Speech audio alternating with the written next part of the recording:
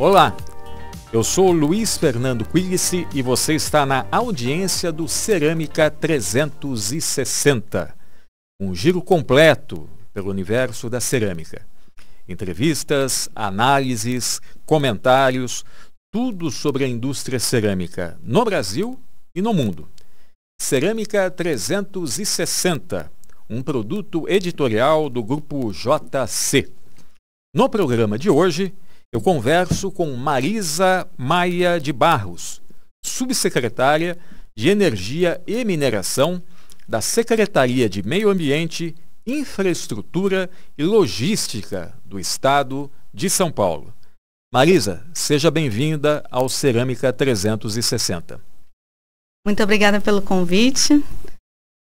Muito obrigada ao convite à Secretaria de Energia, de Meio Ambiente, Infraestrutura e Logística, liderada pela secretária Natália Rezende.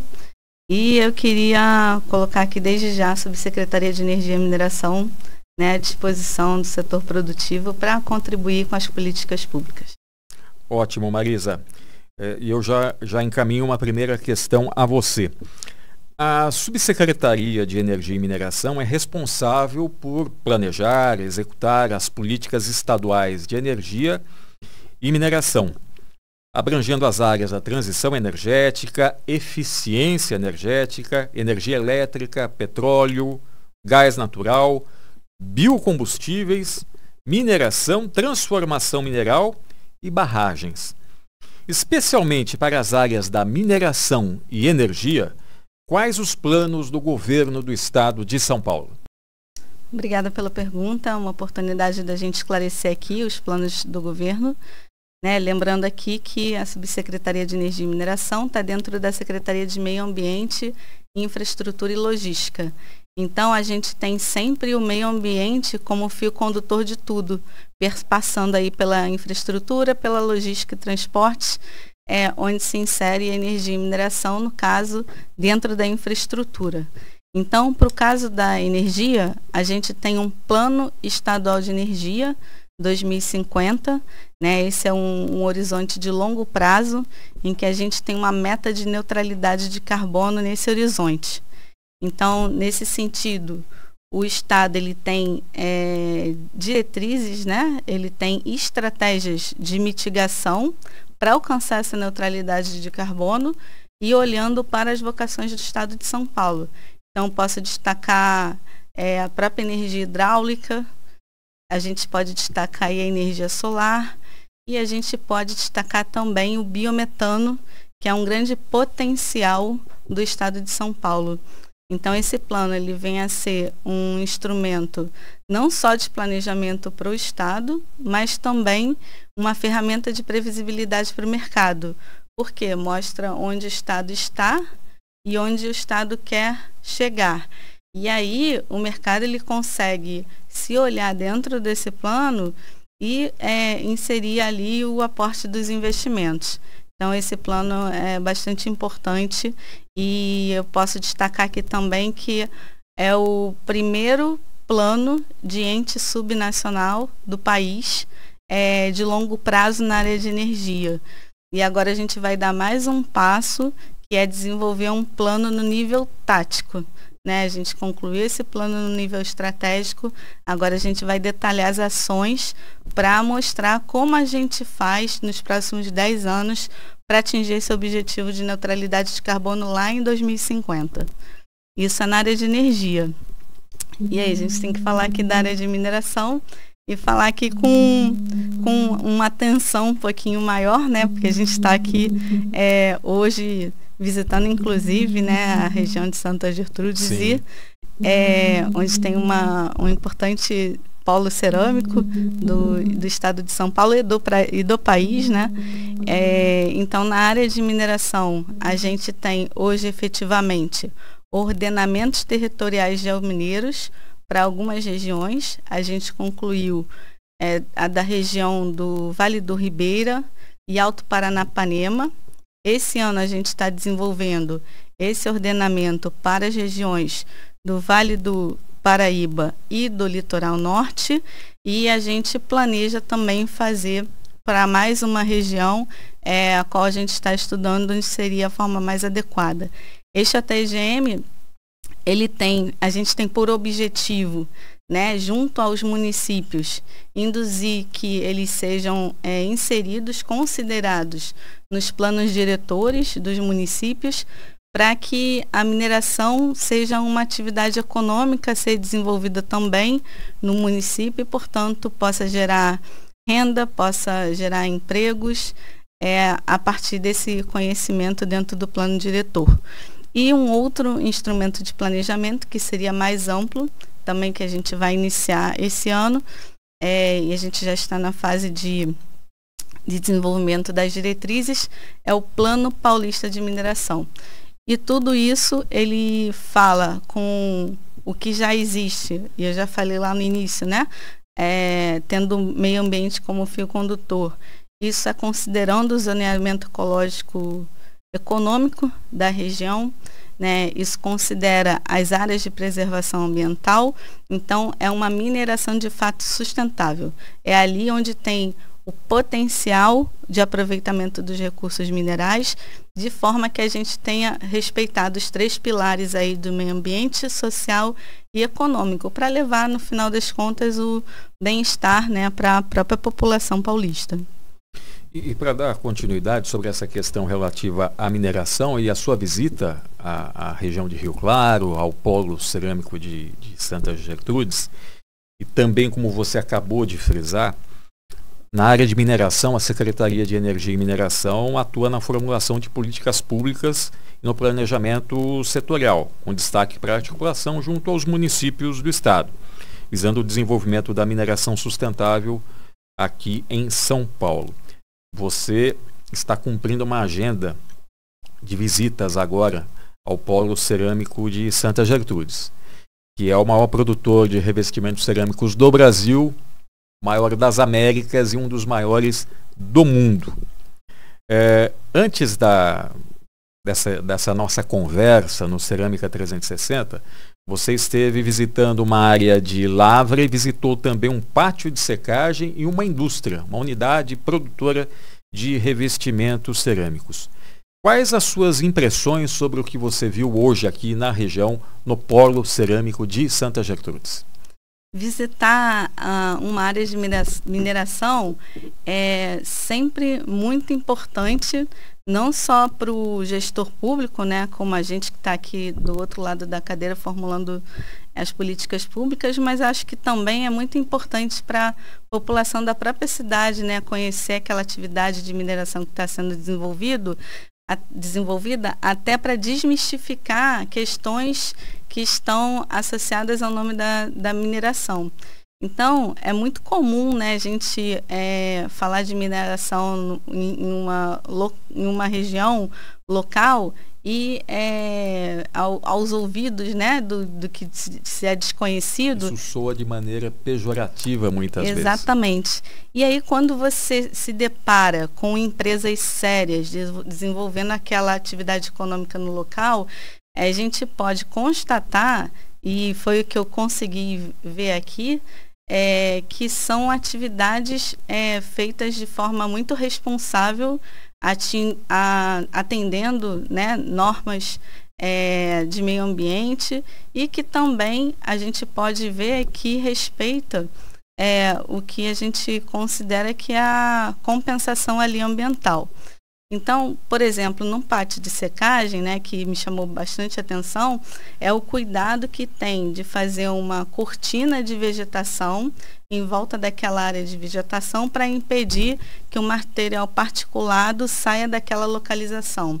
Então, isso é uma ação importante que eu pude ver que a empresa está fazendo e que mostra, né, que a atividade de mineração ela pode sim ser feita de maneira sustentável e trazer os benefícios ali para a população.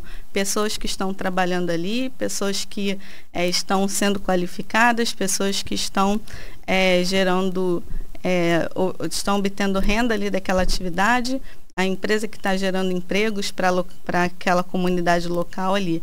E não só isso, a gente também vê a parte da própria atividade de mineração, que conforme o mineral vai sendo extraído, né, o que não é aproveitado já é utilizado para compensar a região anterior em que já foi minerado. Então, acho que se eu pudesse destacar, né, essas ações relacionadas a uma atividade de fato sustentável, acho que é importante trazer aqui para o telespectador e convidar, né, que todos que tenham oportunidade possam visitar uma mineradora próxima à sua cidade. E no processo industrial, na indústria cerâmica que você visitou, o que te chamou a atenção? A gente conheceu uma indústria cerâmica, né? Uma indústria com vários processos em série, né? Desde a captação do material, né? do mineral, da transformação ali da moagem do mineral, da moagem, da prensa, né? Da secagem. Então é uma indústria que também você verifica ali que adota as medidas cabíveis para você ter um ambiente propício ali ao trabalhador, para a saúde do trabalhador, e que transforma ali um mineral em produtos de valor agregado, né, e que tornam que geram ali um ambiente de fato de desenvolvimento, né? Você não para ali na extração, mas você tem a fase da indústria em que você precisa ali, você demanda de pessoas capacitadas, então ao fim e ao cabo você está gerando uma demanda por empregos mais qualificados, está fazendo com que essas pessoas se capacitem para estarem ali naquela indústria que vai pegar esse minério e vai transformar ali numa cerâmica que vai para a construção civil. E então foi também bastante positivo conhecer todo esse processo. E até em relação ao aspecto da mão de obra, da força de trabalho empregada na indústria cerâmica, existe um número que é muito relevante para a região do Polo Cerâmico de Santa Gertrudes. O número hoje o segmento emprega aproximadamente 11 mil pessoas de forma direta nas indústrias cerâmicas, no processo industrial da indústria cerâmica.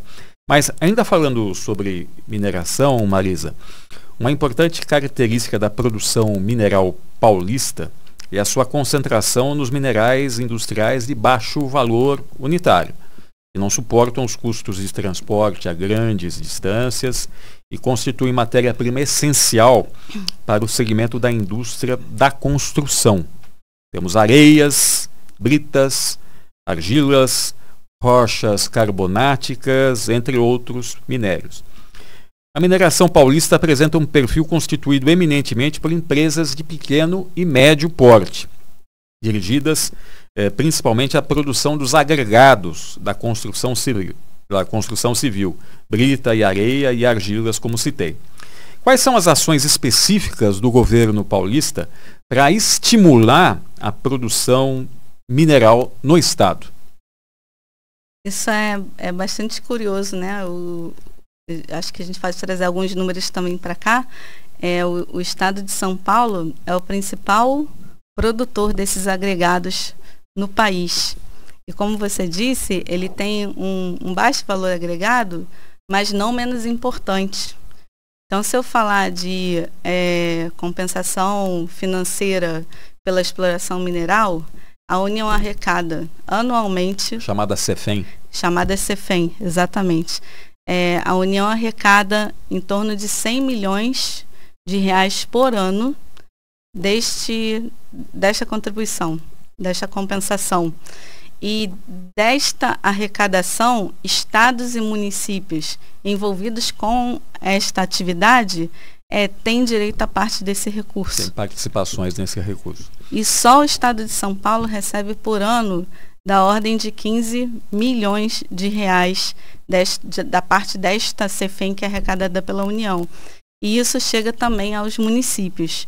Então, quando nós olhamos para a arrecadação de CEFEM vis-à-vis IHD, que é o que mede o índice de desenvolvimento daquela região, regiões que têm mineração, a gente pode afirmar que tem uma correlação com alto índice de desenvolvimento, né? Então, além de toda a questão da geração de emprego, da geração de renda, da possibilidade de desenvolvimento de uma cadeia de valor, que você vai desde a mineração até a indústria, como a gente viu aqui, também tem esta arrecadação para o município que pode também usar esse recurso em prol da população. Então, nesse sentido, como é que a gente tem buscado aumentar cada vez mais isso? É por meio daqueles planos que eu citei lá no início, do ordenamento territorial geomineiro principalmente. Que é fundamental. Que é fundamental para que os prefeitos se conscientizem da importância desse desenvolvimento nos seus municípios e considerem esses ordenamentos nos seus planos diretores.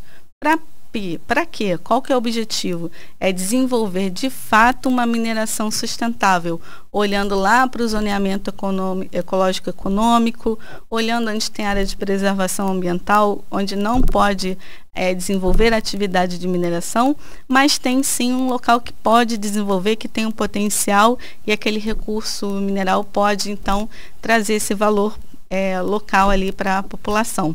Então, a gente tem trabalhado nesse sentido, levando esses OTGMs para, apresentando esses OTGMs para os municípios. Para além disso, a gente também tem que lembrar que o Estado de São Paulo tem duas entidades super importantes, duas instituições super importantes, que uma é a Invest São Paulo e a outra é Desenvolve São Paulo, né? A Invest, a gente tem um trocadilho que diz que a Invest desenvolve e a Desenvolve investe. Então, a Invest está aqui, ao lado do mercado, para quê? Para articular com os municípios, ajudar a entender o que é atividade de mineração, preencher eventuais lacunas regulatórias que existam, questões fiscais. Então, a Invest está aqui para isso, para pegar o empreendedor, para pegar aquele que quer investir, desenvolver a atividade e perguntar o que está faltando. Então, a gente tem a Invest São Paulo aqui. E aqui a gente tem o Desenvolve o quê? Para ajudar na parte do financiamento, trazer o recurso financeiro para desenvolver a atividade econômica. Então, é por meio da política pública robusta e de toda uma governança que o Estado de São Paulo vem desenvolver essa mineração sustentável no Estado. E o que é muito importante também é dizer que é uma política que é prioritária, porque a gente tem um plano plurianual, que vai de 24 até 27. Né? Então, veja, ele vai para além do final do mandato. Então, não é uma questão de governo, é uma questão de Estado. Então, a gente tem um programa que é Programa de Transição Energética e Mineração Sustentável. Então, lá nós temos indicadores claros, né? Indicadores de resultados que por meio deles a gente demonstra, né, quais foram os municípios, quantos municípios foram atingidos com essas políticas que estão sendo desenvolvidas. Isso é público, é por meio do qual do plano plurianual, que a gente dialoga com a população, que a gente pode ter esse feedback e ver o que pode melhorar e o que a gente pode avançar. Agora, eu vou sair um pouco da área da mineração e vou para a área da energia.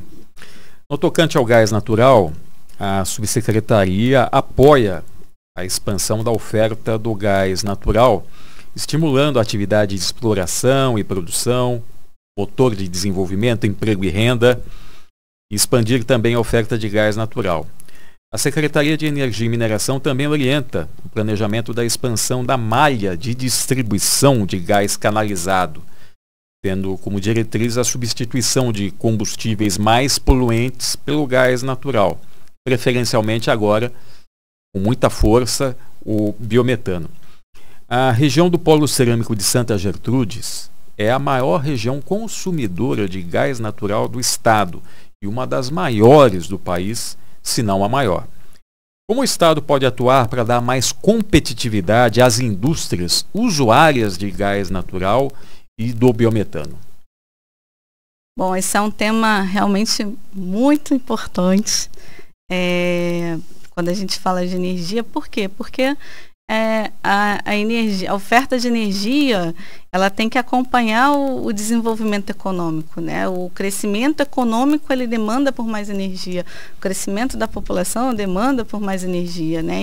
No sentido lato sensu. E aí, quando a gente fala aqui do polo cerâmico, que consome gás natural, a gente está falando de um energético que ele é fóssil, mas é um energético que a gente costuma dizer que é um energético da transição, né? A gente está o tempo todo falando de transição, é exatamente isso, não tem um botão on-off, né? Eu não vou deixar de usar o gás natural do dia para a noite, então eu vou usar este gás natural e buscar essa substituição ao longo do tempo. Em São Paulo tem espaço para isso. Porque a gente consome na ordem de 15 milhões de metros cúbicos por dia de gás natural e a gente tem um potencial de produção de 6,5 milhões de metros cúbicos de biometano, né? E aí, para simplificar, o gás natural é o nosso gás de origem fóssil e o biometano é o nosso gás de origem renovável. Os dois são exatamente a mesma molécula, né? O que muda é a origem, que um é renovável e um é não renovável, mas são 100% intercambiáveis. Então, toda a política que eu desenvolvo para o gás natural, eu estou desenvolvendo também para o biometano, porque esses equipamentos eles não precisam de adaptação. Sim. Então, quando eu falo que eu vou desenvolver uma política para a GNV, gás natural veicular, eu estou desenvolvendo uma política também para o biometano. Então, é um entendimento que a gente tem, porque às vezes a gente fecha uma oportunidade para o desenvolvimento do biometano, porque não abre espaço para o gás natural. Então, quando eu uso gás natural num veículo de transporte, eu estou fazendo o quê? Eu não estou incentivando o fóssil, eu estou tirando o diesel, que é altamente poluente. Estou colocando gás natural, que é fóssil, mas é muito menos poluente. E eu estou criando um ambiente para a entrada do biometano, né? Eu estou desenvolvendo ali uma infraestrutura para o gás natural que já tem escala e abrindo espaço para o biometano que não tem escala, mas para que ele possa entrar. Então, nesse sentido, a gente vem trabalhando fortemente junto à agência reguladora do Estado de São Paulo, a ARCESP, né, que vem fazendo um brilhante trabalho na área de regulação. A gente avançou muito, né, de 2023 até aqui, especificamente no Mercado Livre, né, com a agenda regulatória neste tema. Né, foram deliberações que foram aprimoradas, revisitadas, né? Com um diálogo muito amplo, com uma participação social com o setor produtivo, com entidades representativas do setor. Então, essa construção a várias mãos, olhando ali onde está o problema, né? Não um problema específico de um agente econômico em particular, mas um problema amplo que atinja todo mundo. Com isso, a gente já aumentou o número de comercializadores de gás natural no estado de São Paulo, coisa que a gente não tinha visto antes. Então, a gente tem hoje agentes comercializando gás no estado de São Paulo, que é quem pega o gás da produção e leva o gás até o mercado. Quando a gente faz isso, o que a gente tem? A gente tem mais competição, porque eu tenho um comercializador competindo com outro, querendo vender a molécula de gás para você. Então, isso aí foi um ponto muito positivo. E, junto com isso, a revisão do contrato de uso do sistema de distribuição, que foi recém-aprovada agora pela agência, que também é uma virada aí de não é nem de 180, de 420 graus, realmente transformador e que com certeza vai trazer excelentes resultados. Então, esse aprimoramento regulatório é um dos pilares. A outra questão é a do licenciamento ambiental. E aí, quando eu falo de gás natural e biometano, o gás natural está lá na exploração e produção de petróleo. Ao petróleo. Isso. E o biometano está aqui local, está aqui na nossa seara. Então, o licenciamento ambiental é pelo órgão ambiental do Estado de São Paulo. Então, nós da CEMIG, em parceria com a Secretaria de Agricultura e Abastecimento, e por que eles? Porque 80% desse potencial de biometano que eu mencionei lá no início da nossa conversa, ele está no setor sucroenergético. Exato. Dos 6,5 milhões de metros cúbicos por dia, está no setor sucroenergético. O restante basicamente é aterro sanitário e existem outros potenciais menores, mas vamos dar o destaque aqui para esses dois. E nesse caso, a gente deu uma diretriz para a criação de um grupo de trabalho para o desenvolvimento de procedimentos de licenciamento ambiental padrão. O que isso traz? Isso traz previsibilidade para o mercado. Por quê? Porque ele sabe que documentos que ele vai apresentar, quanto tempo ele vai demorar para ter o retorno depois que ele apresenta a documentação em relação ao pedido do licenciamento ambiental. Isso também é uma forma de destravar esse potencial e transformar ele de potencial em realidade. E a gente segue firme nessa agenda. Esse número de 6,5 milhões de metros cúbicos por dia já é resultado também de um esforço nosso. Esse número ele vem de um estudo técnico que contou com apoio técnico da Secretaria de Meio Ambiente, Infraestrutura e Logística. Foi um estudo contratado pela Fiesp, ou seja, com apoio do setor produtivo, entidades representativas do setor cerâmico. Inclusive do setor cerâmico, que também é muito parceiro, nessa construção de políticas públicas, que eu já agradeço aqui desde já.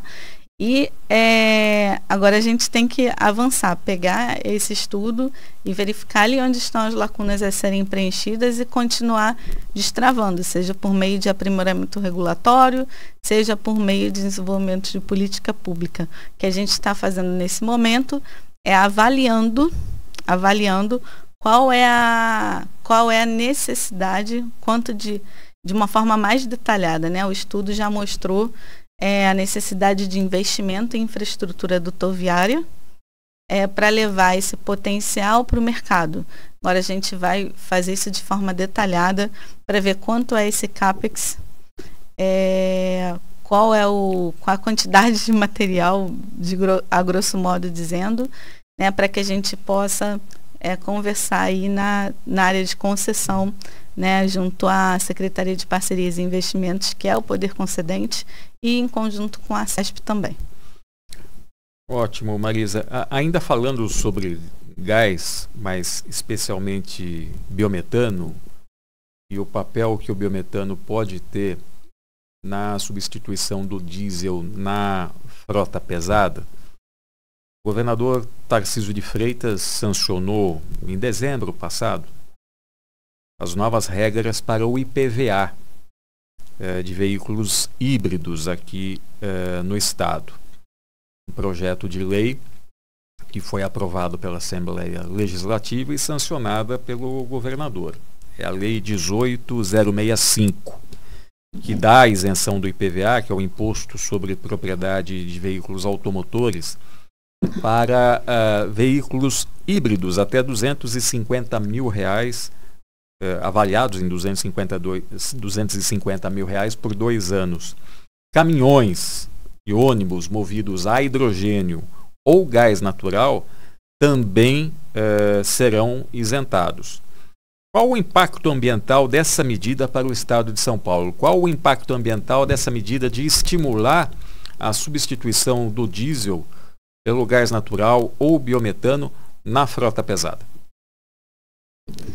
Esse projeto de lei foi um trabalho, né, do Poder Executivo, que contou fundamentalmente aí com a parceria dos nossos parlamentares, né, que também reforça aqui os agradecimentos, que também vem sendo grandes parceiros, né, na implementação das nossas políticas públicas. E este projeto de lei que foi aprovado é um exemplo disso. A gente considera isso um instrumento de política pública na medida que, olhando lá para o planejamento, que diz que no longo prazo, né, a gente tem que alcançar uma neutralidade de carbono. Como a gente faz isso? Então, preciso dar um passo atrás aqui para dizer que existe uma coisa chamada perfil de emissões de gases de efeito estufa. Então, quando a gente faz o planejamento, a gente faz um diagnóstico antes. Então, a gente tem um diagnóstico da nossa matriz energética, né, paulista, que mostra ali qual a nossa participação de renováveis em termos de oferta bruta de energia. Então, o estado de São Paulo tem em torno de 60% de participação de renováveis, contra 40% de fósseis, mas não por isso a gente não tem que continuar perseguindo, né, a neutralidade de carbono. Isso só mostra que o nosso desafio é cada vez maior. E a gente também olha que, em relação ao perfil de emissões de gases de efeito estufa, diferente da média Brasil, que onde a maior parte das emissões está na agropecuária, no uso do solo e nas florestas, no estado de São Paulo, as emissões estão concentradas no setor de transporte, no setor de energia e alguma coisa lá em uso do solo.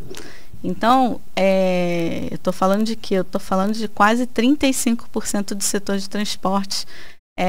Estou falando que o setor de transporte responde por quase 35% das emissões no estado de São Paulo, enquanto média nacional é 25%. Então, o estado de São Paulo tem que dar, de fato, uma atenção para o setor de transporte. Não é que não tem que dar atenção para as outras situações, mas assim, os números mostram isso. Então, a gente faz todo esse trabalho com base em ciência, com base em números, com base em estudos. Então, esse projeto de lei é endereçado nesse sentido.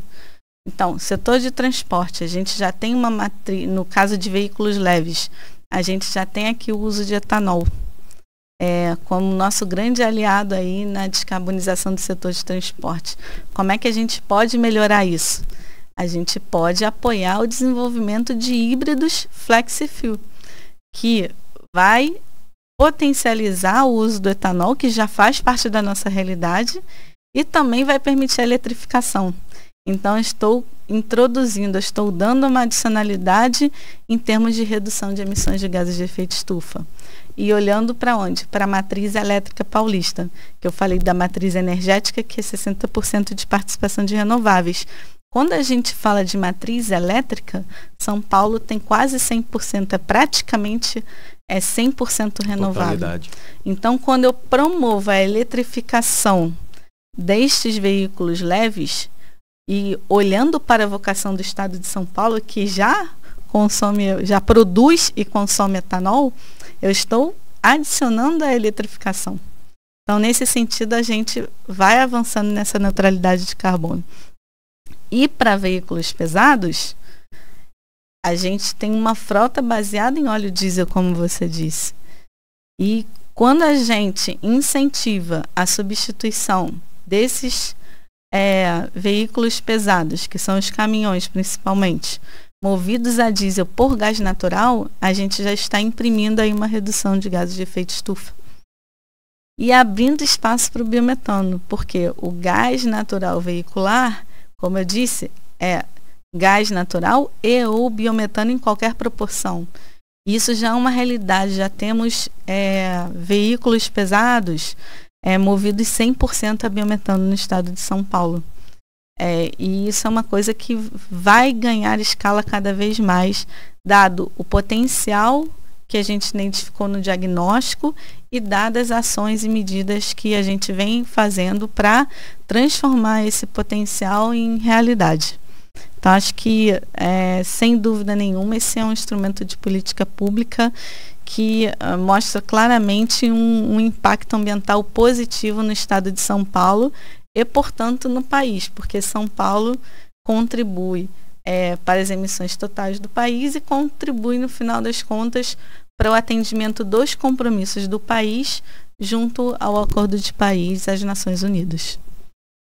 Bem, e para finalizar, Marisa, eu quero agradecer a sua presença aqui no Cerâmica 360. O agradecimento é todo nosso. Obrigada uma vez mais pelo convite à Secretaria de Meio Ambiente, Infraestrutura e Logística, liderada pela secretária Natália. A gente continua à disposição sempre para fazer essa construção, né? Esse é o nosso caminho de formulação e implementação das políticas públicas, uma construção com um diálogo amplo, aberto com o setor produtivo, entendendo as necessidades, endereçando essas lacunas para que cada vez mais a gente tenha o desenvolvimento, um desenvolvimento não concentrado, mas um desenvolvimento distribuído em todo o estado de São Paulo, olhando para pequenos, médios e grandes municípios de forma igual. Então, muito obrigada pelo convite e pela oportunidade. Obrigado, Marisa. E obrigado a você pela audiência. Bem, eu conversei com Marisa Maia Barros, subsecretária de Energia e Mineração da Secretaria de Meio Ambiente, Infraestrutura e Logística do Estado de São Paulo. Não se esqueça, acompanhe essa e outras edições do Cerâmica 360 pelas redes digitais do Grupo JC. Nos vemos no próximo programa. Até lá!